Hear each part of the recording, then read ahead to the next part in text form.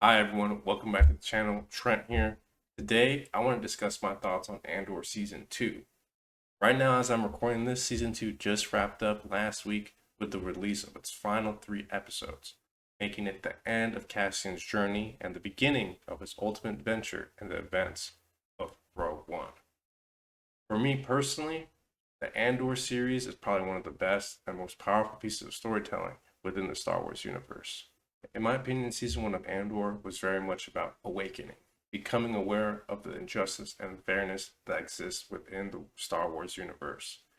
And we get to witness that and unravel that message through the eyes of the main character, Cassian Andor. Season 2 is about sacrifice and what it costs to stand up against the fascist machine of the Empire that uses fear, propaganda to control the galaxy. All right, let's dive into some of the things I really enjoyed about this show. Firstly, the character writing in season 2 was phenomenal. There are no one dimensional characters, there are no cardboard cutouts of characters. Every character articulates their motivations through their words and interactions. We're not told these things, we're shown these things. Every character feels human. This might be a story that takes place far away in the galaxy, but they all feel very human.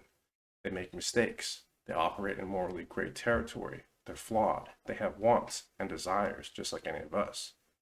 And the show slowly unravels and reveals what they're willing to sacrifice in order to achieve their own goals. A prime example of this, of course, is Cassian. He isn't just your traditional reluctant hero. He's broken. He's selfish at times, and he suffered heavy loss throughout his whole life. And as he's trying to rebuild himself, he uses the rebellion and resistance to do so. It isn't a flashy character arc that's built on a foundation of spectacle. It's instead rooted in realism and humanity, and it makes the character feel very relatable. Every decision that Cassian makes carries weight, and those decisions influence future events in the story. Every loss he suffers adds to the painful quietness that Diego Luna carries for the character. Cassian isn't the only one driving this story. There's a whole ensemble cast of characters who participate in the overall narrative. Characters like Luthen and Clea, Mon Mothma, Dedra, Cyril, Binks, Saw Gerrera. All of these characters have standout moments and performances that sometimes when I was watching, I had to pause after this scene to allow myself time to decompress and be present with what I just watched. These are very special moments that I don't often find myself feeling when I watch any other regular TV show. Dramatic moments have levity and weight, and the emotional tension it creates is never undercut by a joke or a sudden change of tone. When people die in this show, it feels like an actual loss. The story continues to move forward, but you can feel the vacuum that gets left behind by the people who didn't make it. Andor Season 2 asks the question, what are you willing to give up in order to do what is right? Secondly, what if doing what is right destroys you in that process?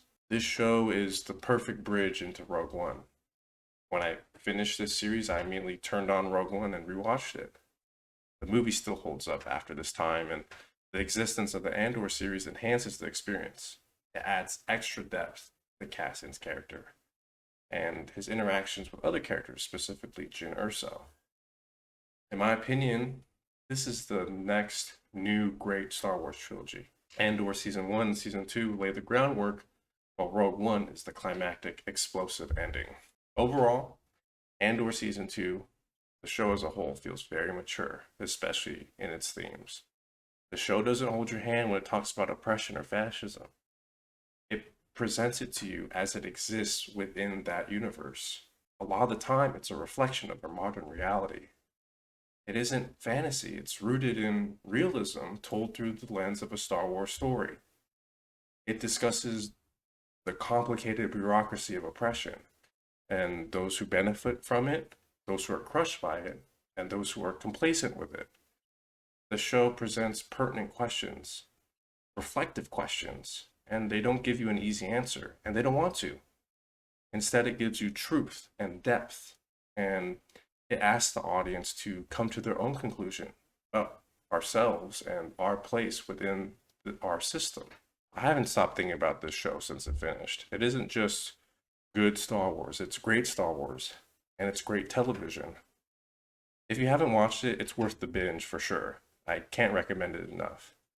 Even if you're not a Star Wars fan, I believe there's something in this show for everyone to enjoy. Overall, those are my thoughts on Andor Season 2.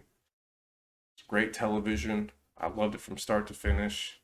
I love the characters. I'm going to really miss this story going forward, but I'm happy we got what we got during this time. Down below, let me know your thoughts on Andor Season 2. Who is your guys' favorite character? What was your favorite moment of the show? Discuss it below in the comments. Thank you guys so much for tuning in. Have a week. Bye.